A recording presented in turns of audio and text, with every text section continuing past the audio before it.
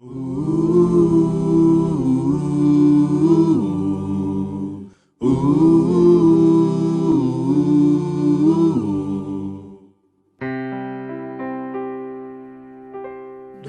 teu falar, ó Salvador, jamais vou duvidar. Alimento Diário, série Nossa Missão, a edificação do corpo de Cristo. Título do volume 6, Deus é Amor. Autor, Pedro Dong. Título da semana 4, Encher-se do Espírito para a vida conjugal. Domingo, ler com oração Efésios capítulo 5, versículo 32. Grande é este mistério, mas eu me refiro a Cristo e à Igreja. O destino final da Igreja, a glória do Pai. O destino final da Igreja é a glória do Pai. Jesus encarnou-se e habitou entre os homens, trazendo graça e verdade. Como Filho unigênito do Pai, ele vivia na glória, mas veio à terra e aqui viveu por 33 anos. Morreu por nós e ressuscitou. Que maravilha! Todavia, o homem Jesus ainda não tinha sido admitido para dentro da glória do Pai. É o que lemos no Evangelho de João. Eu te glorifiquei na terra, consumando a obra que me confiaste para fazer. E agora glorifica-me, ó Pai, contigo mesmo, com a glória que eu tive junto de ti antes que houvesse mundo. João 17, 4 e 5. Porque o Filho pedia para o Pai glorificá-lo? Porque como homem, ele ainda não havia sido glorificado. Por isso rogou ao Pai que não o deixasse na morte, mas que o glorificasse. Ao ressuscitá-lo, Deus o glorificou. A partir daquele momento, Cristo deixou de ser o Filho unigênito e passou a ser o Filho primogênito, o primeiro homem a receber a glória do Pai. Ao morrer e ressuscitar, o Filho de Deus abriu uma porta para que, por meio da graça, possamos ganhar a glória do Pai. Portanto, o objetivo de Deus é encher-nos com sua glória. O evangelho que pregamos não é meramente o evangelho da graça, mas o evangelho da glória. 1 Timóteo 1:11. Ao orar pelas pessoas nas ruas, os colportores e ceapistas não apenas fazem o rio da graça fluir, mas levam a glória de Deus até elas. Amados, a glória é o nosso destino final. Quando tudo acabar e a vontade de Deus for realizada plenamente, estaremos cheios de sua plenitude e de sua glória. Como uma lagarta que se transforma em borboleta, um dia a glória de Deus será revelada em nós. Ficaremos livres do casulo, que é o nosso corpo físico, e receberemos um corpo de glória. Os vencedores terão um corpo de ressurreição, assim como o do Senhor Jesus, e poderão deslocar-se de um lugar para outro sem precisar de meios de transporte. Maravilhoso demais! Não será mais necessário acumular pontos em milhagens para ter acesso às passagens aéreas. Iremos a qualquer lugar para governar com Cristo. Quando Ele vier em seu reino no milênio, estaremos cheios da glória de Deus. Voltando à leitura do capítulo 5 de Efésios.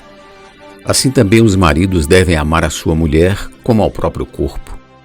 Quem ama a esposa, a si mesmo se ama, porque ninguém jamais odiou a própria carne. Antes a alimenta e dela cuida, como também Cristo faz com a igreja, porque somos membros do seu corpo. Versículos 28 ao 30. Cristo ama a igreja porque ela é o seu corpo. O Senhor nunca deixa de nos alimentar com a palavra profética, pois somos membros de seu corpo e Ele nos ama. Da mesma forma, o marido deve amar sua mulher como ao próprio corpo. Essa realidade não vem por meio de ensinamentos, mas pelo desfrute da graça. Vejamos este registro sobre o corpo de Cristo. Assim como o corpo é um e tem muitos membros, e todos os membros, sendo muitos, constituem um só corpo, assim também com respeito a Cristo. 1 Coríntios 12:12. Acaso Paulo não deveria dizer com respeito à igreja, em vez de com respeito a Cristo? Não somos os muitos membros que formam uma só igreja? Mas no versículo está com respeito a Cristo. De tanto Cristo alimentar a igreja com sua palavra e saturá-la da natureza divina e dos atributos divinos, ela se tornará o próprio Cristo. Os membros do corpo se tornarão o próprio Cristo. Por isso ele ama a igreja como a si mesmo. Esse é um exemplo a ser seguido pelos maridos.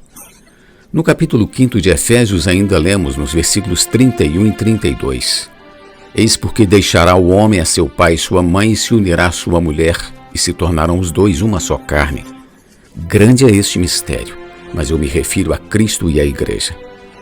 Essa passagem prova que quando Paulo falou a respeito do casamento, na verdade seu foco era em Cristo e a igreja. Sendo assim, mais uma vez, reiteramos que o foco do relacionamento conjugal não é somente na felicidade do casal, mas é na vontade de Deus, que é Cristo e a igreja. Se o casal ama a palavra de Cristo e a pratica, pregando o evangelho do reino, levando pessoas à salvação e delas cuidando, receberá o suprimento necessário para viver uma vida feliz e será galardoado na vinda do Senhor. Querido leitor, o marido deve amar sua esposa como a si mesmo. E a esposa deve aprender a respeitar o marido. Já vimos que, por serem íntimos, um cônjuge pode achar-se no direito de desrespeitar e ofender o outro. Porém, essa não é uma situação normal. O marido deve tratar a esposa com honra e dignidade, ao passo que a esposa deve respeitar o marido. O Senhor quer fazer-nos evoluir espiritualmente, por isso está cuidando de nosso viver. Não é suficiente você dizer que tem edificado a igreja, saindo às ruas e pregando o evangelho, se sua vida conjugal estiver em ruínas. Isso não está de acordo com a vontade de Deus. Por isso Ele está restaurando nossa vida pelo fluir da graça. A graça normaliza a relação conjugal e restaura a dignidade e o respeito mútuo entre os cônjuges. Ao desfrutar do rio da graça, marido e mulher edificarão a igreja para a glória de Deus. Pergunta de hoje: qual é o propósito de Deus no casamento? Jesus é o nosso amado Senhor. Do teu falar, ó Salvador, jamais vou duvidar.